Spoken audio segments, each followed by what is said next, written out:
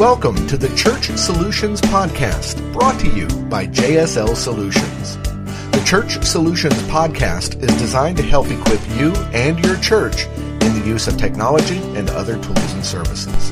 And now, here are your hosts, Steve Lacy and Phil Thompson.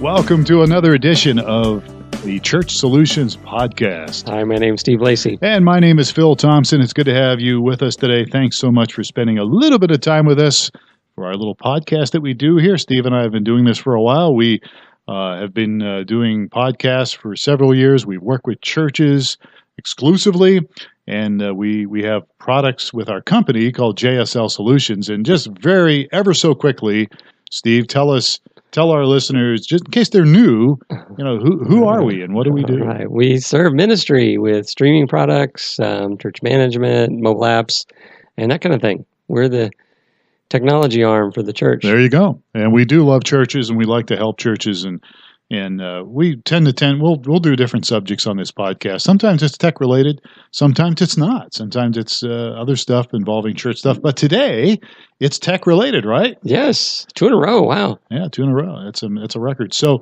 who's our guest today, Steve? So we have Mark Hanna with us. Mark Hanna. Hey. Hi, Mark. Hey, how guys. are you? I'm good, guys. How are you doing? We're doing well. So according to your bio here, you say you're a recovering Baptist. Yes. Is there a 12-step program for that? Yeah, I think I'm on step 11. Okay. I'm not quite there yet, All but All right. You're married, got a couple boys. How old are your boys? my boys are 9 and 12. Oh, that's a fun age. Yeah. They are at a really fun age. All right. Well, good deal. And so Mark, according to his bio, he's been involved in the video industry for quite a while now. Back in 2004, he did a lot of different things out there, even did some weddings for a company. Even according to this, you did some basketball games for ESPN. That's pretty impressive. Was that fun? It was an interesting ride, I'll tell you that. We went on the road with an ESPN subcontractor. Yeah. So if you ask anyone from ESPN if they've ever heard of me, the answer is going to be no. However, the company that I worked with at the time actually produced the very first original content that was ever put out on ESPN's website. I guess ESPN3 is what it was at the time. Okay. Yeah. And the first original content that ever went to that site that wasn't a replay of something off ESPN or ESPNU or something like that was a game that we produced. Wow. So Cool. that is my quote unquote claim to fame. There you go. Well, good deal. And you've been the director of IMAG for Hope Community Church. Now, is that out of Raleigh, North Carolina? Yes, it is. Is that where? And that's obviously where you live, right? Yes, I'm in Raleigh. Oh, awesome! It's a pretty city. I haven't been there for a long time, but I was there years ago and really enjoyed myself. Nice town there. I love that area. Yeah. We like it here. We've been here about 15 years and really, really enjoy it. Yeah, good deal. All right, so Hope Community Church, you've been working with them, and it's a pretty good sized church now. It's what, over 10,000 people attend? A little over 10,000. We had a little over 18,000 for Easter. Wow, Wow. that's nice. That's great. So, Awesome. and that's a big crowd. That's not necessarily a big church. I would like to just get that out there. The church is not that big. The crowd is that big, and those are two totally separate things. Okay. So Yeah. Well, good deal. And now you're back. I mean, you've had, is it FXN Productions? Is that what it is that you're with? Okay. And so that's what you're really doing now. I mean, you still help out at Hope, I guess, at times, but you're doing FXN Productions. And so we'll talk to you a little bit about that as time goes on. I know that you speak at conferences, and you do some training and consulting for churches and do some writing. Yep. I think that's how I found you. And so today we're going to discuss the topic called IMAG, IMAG. So for people that don't know anything about IMAG, like me, tell me, what is IMAG? What is this? Well, IMAG is a abbreviation for image magnification.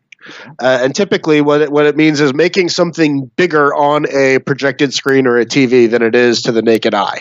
Right. That's the long and short version of it. Okay. And so IMAG is something that not all churches would have to use, but why would you want to use IMAG? Oh, there's a lot of reasons to use it. In fact, I could go on. I don't think your podcast is long enough for me to go into all the reasons to use it. But I would preface that with, you did hit the nail on the head with, not every church has to and not every church should. But if you were going to, some of the main reasons to use it are because you have a big auditorium. If you look at communication in general, communication is between 70 and 80% nonverbal. So when you're talking to someone, if you were to say yes and shake your head no, the no is going to win 70% of the times in that conversation. Right. Yeah. I do that quite often too, by the way, but go ahead. There you go. So in doing that, when you're having your pastor speak to the congregation, being able to see his facial expression and be able to pick up on that other 70% of communication that you may not be able to see from the back row is kind of important, because that's a big chunk of what's actually happening as they're communicating. And if you can't see the speaker, you can't see his facial expressions, if you can't, see his emotional state and things like that, you're losing a lot of the content and a lot of the context of what they're saying. So bringing the back row into that front row experience is really kind of the point of why you would want to do something like this. So if you have an auditorium or a room that's big enough that the back row can't make out those facial expressions, IMAG might be something worth considering to make that back row not feel so lonely out there, as it were, and not miss so much of the communication. Is this, kind of like a Jumbotron, right? Yeah, exactly. Exactly. You can't quite make out what's going on the field, but you look up at the Jumbotron, you can see what's going on. So the IMAG is up there behind or alongside whatever's going on stage, or what's exactly. the typical? Okay, that's typically, and there is no typical here. I think lots of churches do it lots of different ways. I've seen it done different ways, and I've seen it done successfully a bunch of different ways. The way we do it is we typically flank our stage with projector screens that are 20 feet wide, and so we'll put a shot up on that screen that's usually not a headshot, but like a bust shot, mid chest up of the pastor.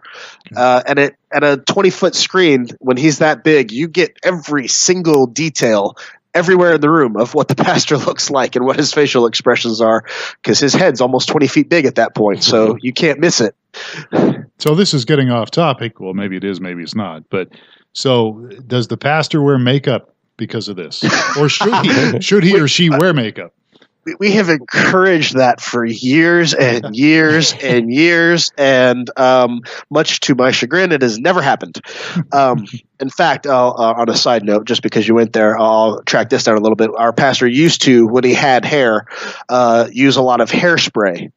And I actually had to call him aside one day and talk to him about his hairspray usage, because he was putting enough hairspray on his hair that it was getting on his head and it was making his forehead really shiny.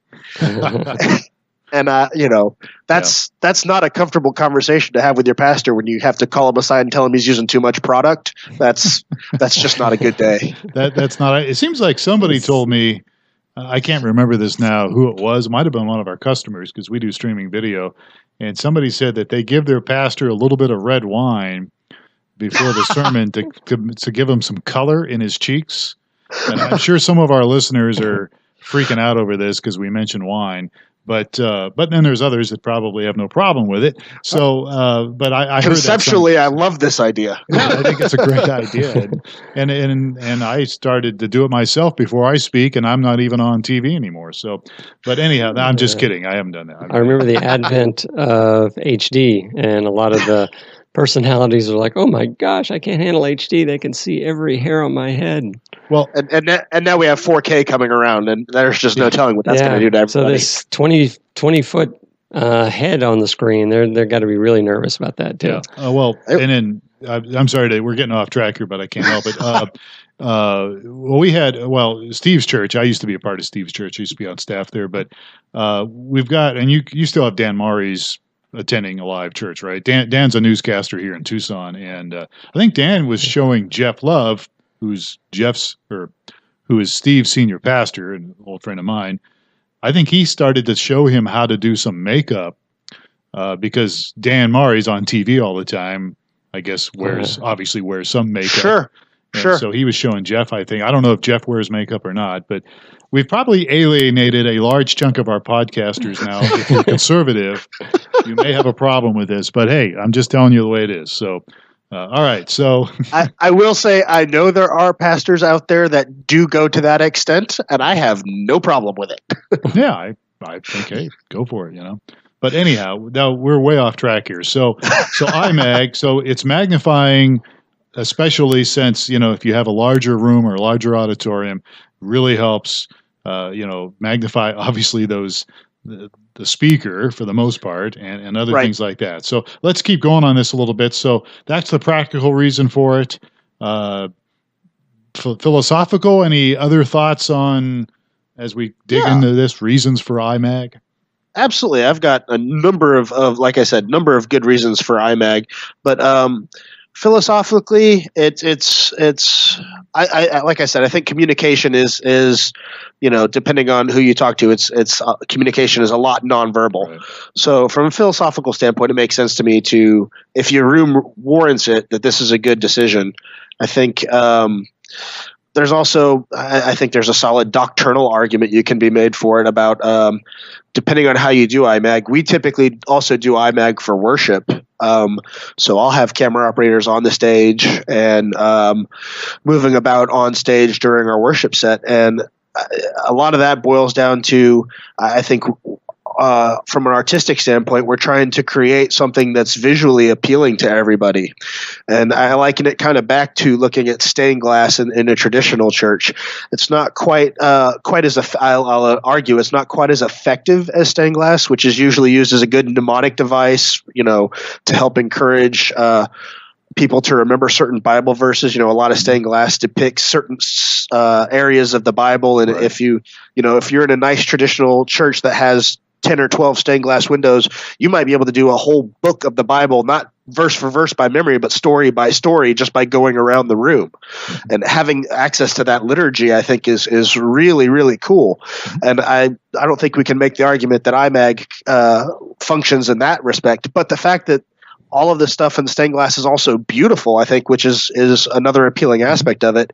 You have that ability to do something creative and something aesthetically pleasing and interesting to people in the audience. And I think for a lot of people, especially people who haven't been to church in a long time, when they come in and see something like that, it kind of has a very different appeal than what a lot of people conceptually think of, especially people who don't go to church. When you say, hey, something about a church, what the image they call to their mind is typically not, say, Hope Community Church. I would say it doesn't typically fall into the mind of most people when you say, hey, something about church. They don't call in an auditorium of 1,400 people and huge technological investments and a big stage and a rock band, and that's not typically what comes to their mind. Yeah, exactly. I remember way back when the pastor's son of the church I was going to said they're going to have a drum set when he's leading worship, and I'm like, you got to be crazy. And now it's just commonplace everywhere. It's like drums on the stage. And that's exactly it. There's a lot of, when it comes to camera work, there's a lot of different ways a lot of churches would look at that. I also help out at another church locally, and they do not put cameras, operators on the stage for the reason of they don't want to distract anyone, with a guy walking around on the stage, right. Detracting from what's going on the stage. We do that at Hope all the time, and I'm not saying that that's right, wrong, or indifferent. It's not philosophical. Well, I guess it is a little bit of a philosophical difference. They feel that that's going to be a distraction. I can see where that's coming from, and I don't even really have a good argument against the fact that it is a distraction, except that for a lot of people, an electric guitar is also a distraction. Right. No, I think I'll concede the point that people that don't like electric guitars are not going to like cameras anymore, but the point is still the same. I mean, you can run that extent down to, why do you even have electricity in the church if you're not careful? Yeah, absolutely. Well, and I think some of this is, I guess, a culture that you're setting in your church. I mean, and as you mentioned earlier, newer people walking in the door, I mean, it reminds people, hey, this church is actually in the 21st century. And that's right. They're actually using technology, which, obviously we are big proponents of that. Sure. Yeah, but you can do IMAG without having someone on stage, right? Oh, absolutely. Yeah, absolutely. Right. It's not a requirement. There's a lot of different ways you could do that. Like, in fact, for our pastor sits when he preaches because he has really, really bad knees. old football injury, I think. Mm-hmm. But at the end of the day, he's got bad knees. And so him walking around for 45 minutes while he's talking is not really going to be a thing. Mm-hmm. So we don't even change camera shots when he's speaking because he's not moving. Right. So anytime we cut cameras, it would actually, detract from whatever we're doing. We're drawing more attention to the fact that there's something going on than we are trying to enforce what it is he's saying. So for us in that environment, only having one camera pointed at him and using that one shot for a whole 45 minutes is completely viable. Now, if your pastor's walking around and bouncing up and down off the stage and using all of your square footage on the stage and walking in and out of the light, one camera may not be sufficient. Right. But if you have, like I said, our situation, we have 7 cameras. We could pretty well accommodate whatever was going to happen. But for the message, we typically only use one. Interesting. And we just sit with it. And that's part of the reason we don't our streaming is getting off on an interesting step, is because our program feed is just that one camera, which is great if you're in the room, but that doesn't really speak to your audience if they're not in the room, if they're at home watching the podcast. Seeing one shot for 45 minutes that's a bust shot of a guy talking is going to be the most boring thing they've ever experienced. Right. And that's not got any, when it comes to streaming, I think, or your streaming audience, there's not a lot of value in that. So in the room, it makes perfect sense. To a streaming audience, that doesn't make as much sense to me. And that's Right. part of the reason we've gone back and forth on our streaming solution, is trying to accommodate the proper audience with the proper content. Right. Yeah. So you mentioned you had 7 cameras. How many of those are mobile as opposed to, at stations or something? We have 2 on stage that we have 2 guys carrying. We have a third one in the back. That is our main cam that is on a tripod that is manned. And then we have one that is sometimes manned that's on a dolly that kind of tracks back and forth. And then we have a couple of PTZs. And the PTZs are not usually manned. They're usually more throwaway shots. One will be locked up on the drums and one will be locked up on a stage wide shot or a medium shot of the worship leader. Yeah. And we cut between those. So we can run with as many as 5 camera operators. We can use as few as 2. Fascinating. Interesting. All right, so let's talk a little bit. All right, IMAG. So there are probably some right ways to do it and some wrong ways to do it. Absolutely. Tell us, expound our knowledge on this. I mean, what are some good ways to do it, and maybe some ways you should avoid? Well, the key word there being IMAG, anything that is bringing content smaller to the screen than it is to the naked eye has pretty much defeated the purpose of having it up there to begin with. Right. Okay. You've done IMIN at that point, and you've missed it. At least when it comes to communication, I think there's a solid argument to be made during worship that a wide shot can have a certain aesthetic that can be useful. But for your streaming audience or your overflow audience or your in the room audience when someone's speaking, having a wider shot showing the pastor smaller than he is to the naked eye has no value whatsoever. Okay. Yeah. So that's definitely a wrong way to do it. Also, I think typically using smaller consumer grade cameras is not going to get you something you're happy with, especially because I think most churches, and I'm painting with a broad brush here, which is usually dangerous, but I think this one's kind of safe. Most churches are going to put their cameras at the back of the room because of you don't want your cameras encroaching on your seating audience. Right. You don't want to take up seats and put a camera position there, and you don't want your camera position blocking sight lines for your crowd that's actually in the room, which unfortunately means in a big chunk of churches, the cameras are going to be located either in the aisle or at the back of the room. And as a result, if your room doesn't even have to be particularly large before you get out of range from a camera that's 30 or 40 feet away from getting a shot that's really viable and usable for IMAG, especially in a consumer grade camera. And I've heard of some guys that are using DSLRs for IMAG, and that one to me is just super dangerous. DSLRs for a lot of reasons, but the main one is because a lot of DSLRs they've overcome this more recently, but a lot of DSLRs won't run continuously for long periods of time. I shoot on a 7D pretty regularly, and it stops after about 10 minutes one way or another. Mm-hmm. You can start it back up again real fast, but if you do that 2 or 3 times, it will overheat and will eventually shut down and say, no, I'm not working anymore for 10, 15 minutes, you're done. Between that and the fact that a lot of DSLRs, you cannot remove all of the EVF information from the screen, so you're going to end up with a battery signal or a bracket or a crosshair or a runtime or something to that effect is going to end up in the shot. And so if you're trying to internally design a system and you're looking at a DSLR for IMAG, you may have made a mistake. Yeah, I don't know if we have. We have any customers that talk about DSLRs for? I don't. We probably do. I don't know. We may. Yeah, I know that I personally have a DSLR for just personal stuff, and I didn't realize that it would shoot video as well. So yeah.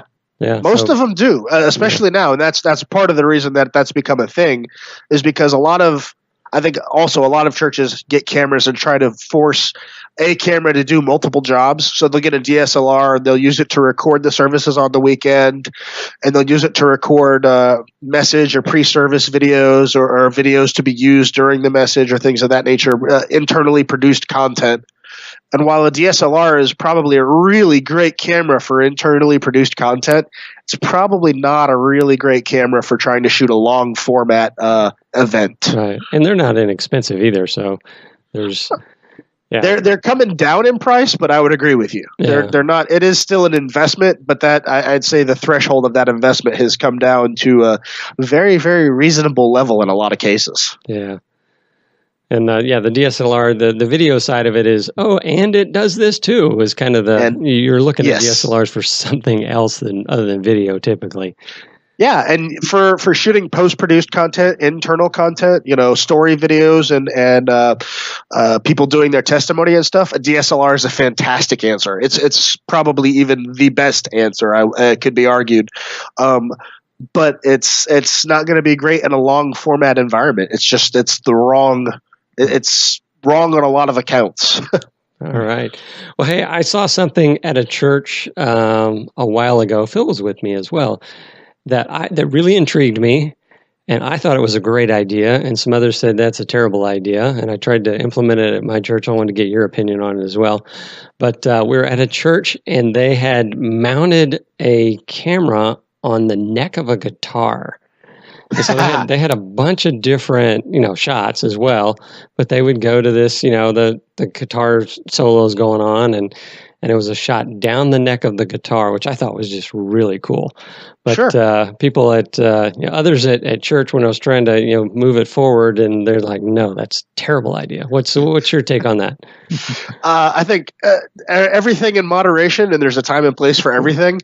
It would not be out of character for us to have a shot like that. Typically, ours is not going to be a camera necessarily mounted to the guitar for that quite of a POV.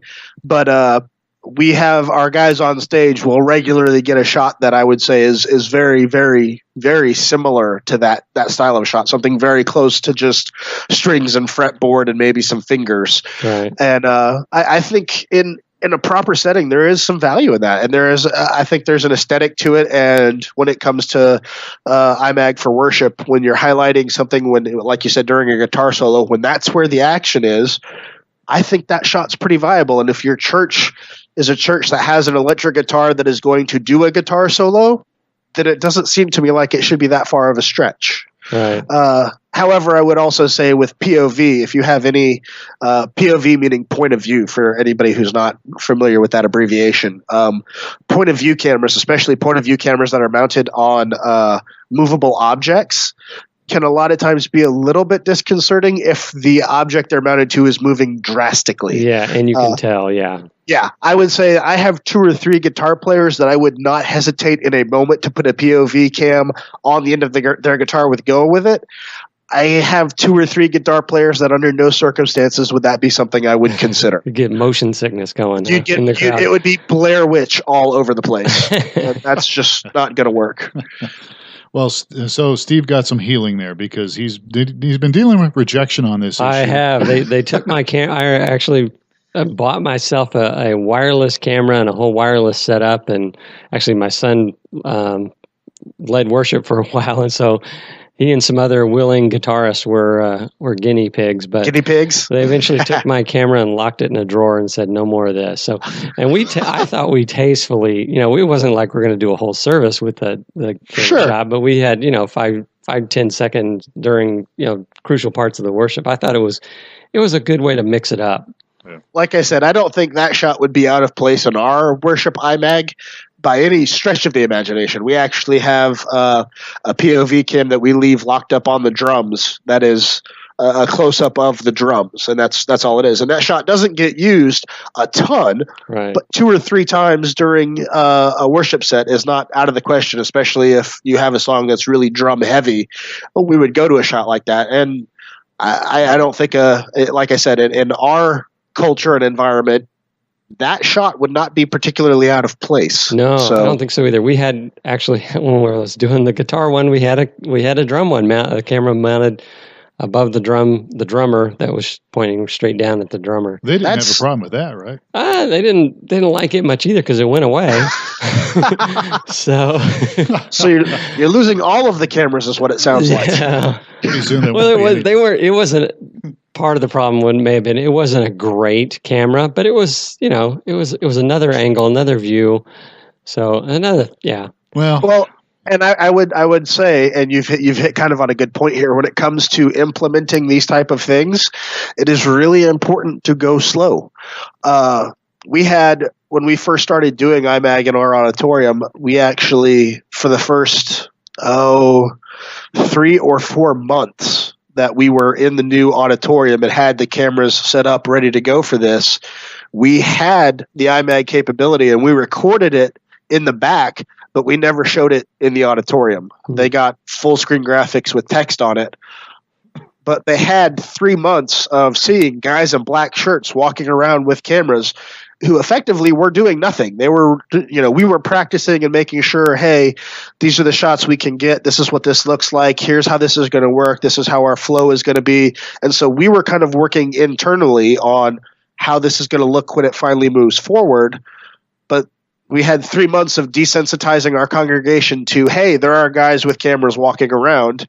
And then when we finally implemented it, it was 3 songs of full screen graphics and 1 song of IMAG. And then later on it was 2 and 2 and 3 and 1. And now we do almost no songs with full screen graphics, and it's IMAG pretty much start to finish. But that was a change that was implemented slowly over a long period of time. I think that's an important point, Mark, is that for a lot of things you want to do in your church, and I think it's almost across the board, sometimes you do have to kind of move slow. I was spoiled because the first several churches I worked with, we were pretty flexible and pretty quick, but I'm actually working part-time with a little church, and I've learned the hard way that implementing things sometimes it's a little bit of a process. You got to move slow on those things. So Mark, we're running out of time here. If anybody else is listening, I think we've probably isolated Baptists because we mentioned you're recovering Baptist, so they're probably gone. We mentioned hairspray, wine, makeup on the pastor. So I don't know if anybody's left, but I don't know what your demographic is, but I can think of a number of people that would have tuned out a long time ago. Exactly. Well, and so. So we're out of time. So how can people get a hold of you? How can people find you? I mean, should they go to fxnproductions.com? Is that the website? Yep.